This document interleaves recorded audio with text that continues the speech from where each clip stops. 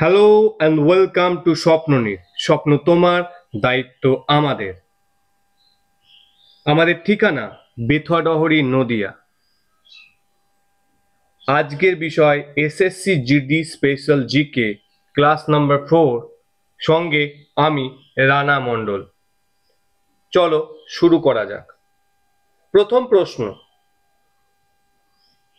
গেরেসপ্পা জলপ্রপাত বা যোগ জলপ্রপাত কোন নদীতে সৃষ্টি হয়েছে? অপশন রয়েছে কাবেরী, তাপ্তি, সারাবতী, মহানদী। এখানে একমাত্র নদী যেখানে গেরেসপ্পা জলপ্রপাত সৃষ্টি হয়েছে সেটা হচ্ছে সারাবতী, কর্ণাটকে, তাই না? আমরা দেখে নিই, উত্তর হচ্ছে সারাবতী, রাইট। আমরা এখানে দেখতে পাচ্ছি গেরেসপ্পা জলপ্রপাত যেটা বা যোগ জলপ্রপাত যেটা, সেটা ছবি আমরা এখানে দিয়ে রেখেছি। নেক্সট প্রশ্ন, আচ্ছা আরেকটু ডিটেলস আমরা দেখে নেব। গেরেসপ্পা জলপ্রপাত বা যোগ জলপ্রপাত কর্ণাটকের শিমোগা জেলায় সারাবতী নদীর উপর অবস্থিত। এইখানে একটা প্রশ্ন আমাদের বিভিন্ন পরীক্ষায় দিয়ে থাকে, শিমোগা জেলা কোন জেলাতে কর্ণাটকের অবস্থিত? শিমোগা জেলাতে। এই শিমোগা জেলাতে দুটো ইম্পর্টেন্ট জলপ্রপাত অবস্থিত, একটা হচ্ছে কি, একটা হচ্ছে যোগ এবং একটা হচ্ছে কুঞ্চিকল। এখানে আমরা দেখতে পাচ্ছি একদম কর্ণাটকে দেখতে পাচ্ছি, কর্ণাটকে দেখো যোগ এবং কুঞ্চিকল আমরা দেখতে পাচ্ছি। শিবকুমার শর্মা, এসএসসি জিডি কেন সমস্ত পরীক্ষাতে এই কোশ্চেনটা ইম্পর্টেন্ট। শিবকুমার শর্মা কোন ক্ষেত্রের সঙ্গে সম্পর্কিত? শিবকুমার শর্মা সন্তুরের সঙ্গে সম্পর্কিত। দেখো, এই দেখো শিবকুমার শর্মা, ইনি হচ্ছেন শিবকুমার শর্মা, এই সন্তুর বাদক, ইনি হচ্ছেন কি, সন্তুর বাদক শিবকুমার শর্মা।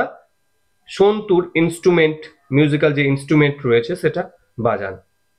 সিন্ধু সভ্যতার কোন স্থানে একটি প্রাচীনতম বন্দরের নিদর্শন পাওয়া গেছে?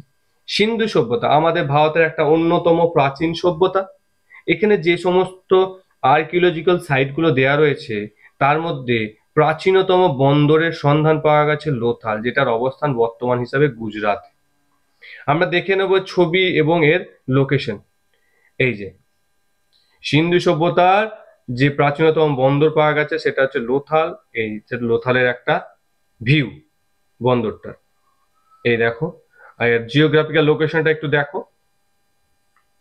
এই দেখো লোথাল দেখতে পাচ্ছ তোমরা, লোথাল একদম গুজরাটে অবস্থিত, তাই না? আর এই লোথালে আর একটা বিষয়ও পাওয়া যায়, ধান চাষের নিদর্শন, ধান চাষের নিদর্শনও লোথালে পাওয়া যায়। 5 নম্বর প্রশ্ন, ভারতের সংবিধানে 32 নং ধারা অনুযায়ী সুপ্রিম কোর্ট কতগুলি লেখ বা রিট জারি করতে পারে? খুব গুরুত্বপূর্ণ প্রশ্ন। আমাদের আমাদের ভারতের সংবিধানে মৌলিক অধিকার ভারতীয় নাগরিকদের জন্য স্বীকৃত রয়েছে। এই মৌলিক অধিকারকে বলবৎ করার জন্য সুপ্রিম কোর্ট 32 নম্বর ধারা অনুযায়ী 5 রকমের রিট জারি করতে পারে, যার মাধ্যমে সুপ্রিম কোর্ট সাধারণ বলছি না, ভারতীয় নাগরিকদের মৌলিক অধিকার রক্ষা করার দায়িত্ব নেয়।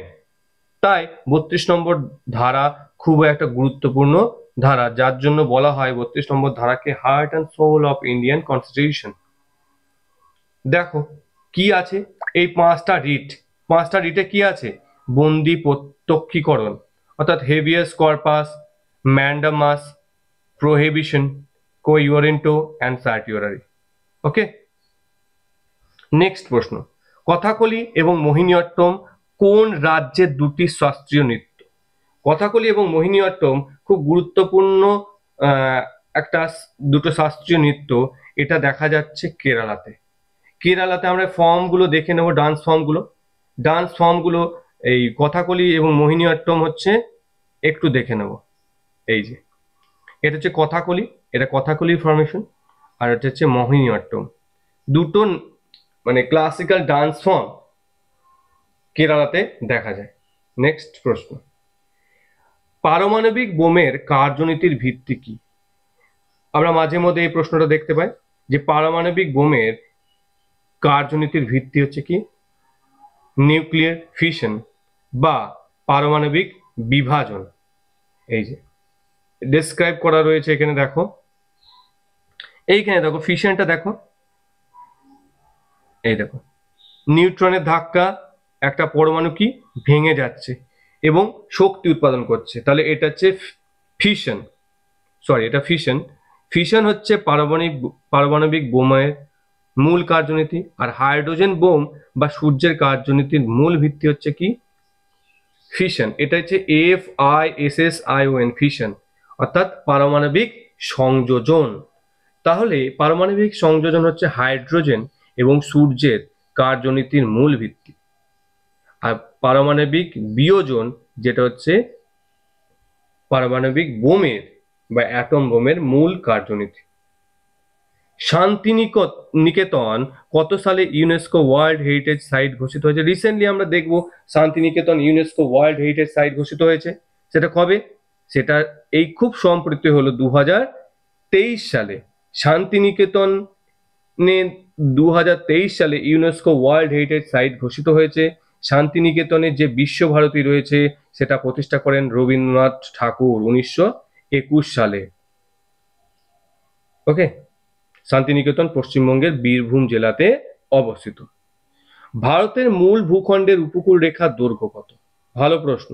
যখন মূল ভূখণ্ডের কথা আসবে আর শুধু উপকূল রেখার কথা আসবে, মোট উপকূল রেখার কথা আসবে, দুটো পার্থক্য রয়েছে। কারণ মূল ভূখণ্ড হচ্ছে এইটুকু, এখানে উপকূল রেখা 6100, কিন্তু যখন এই আন্দামান নিকোবর দ্বীপপুঞ্জ এবং লাক্ষাদ্বীপগুলো জোড়া হবে তখন ভারতের হয়ে যাবে কত উপকূল রেখা? 7516.5। যাই হোক, মূল ভূখণ্ডের উপকূল রেখা হচ্ছে 6100। আর একবার আমি ছবি দিয়ে বুঝিয়ে দিচ্ছি বিষয়টা। এই যে মূল ভূখণ্ড দেখো, মূল ভূখণ্ড হচ্ছে এই যে দেওয়া রয়েছে না, এটা হচ্ছে মূল ভূখণ্ডের 6100, এটা হচ্ছে 6100। আর যখন এই যে দুটো জায়গা আন্দামান নিকোবর দ্বীপপুঞ্জ এবং লাক্ষাদ্বীপ যুক্ত হচ্ছে তখন হয়ে যাচ্ছে কত? 7516.5। এখানে জেনারেল ভাবে লেখা আছে 7516। নেক্সট প্রশ্ন, বুনিয়াদি এবং ভারী শিল্পের উপর জোর দেওয়া হয়েছে কোন পঞ্চবার্ষিকী পরিকল্পনায়? দেখো, ভারতের অর্থনৈতিক ইতিহাসে 5 ইয়ার প্ল্যানের গুরুত্ব মানে অসাধারণ কিছু গুরুত্ব রয়েছে। সেরকম এই দ্বিতীয় পঞ্চবার্ষিকী পরিকল্পনা কাণ্ডে যে গুরুত্বপূর্ণ বিষয় সেটা হচ্ছে বেসিক অ্যান্ড হেভি ইন্ডাস্ট্রি, অর্থাৎ বুনিয়াদি এবং ভারী শিল্পের উপর জোর দেওয়া হয়েছে।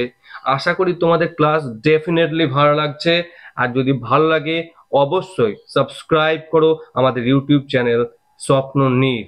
আমি রানা মণ্ডল, থ্যাংক ইউ।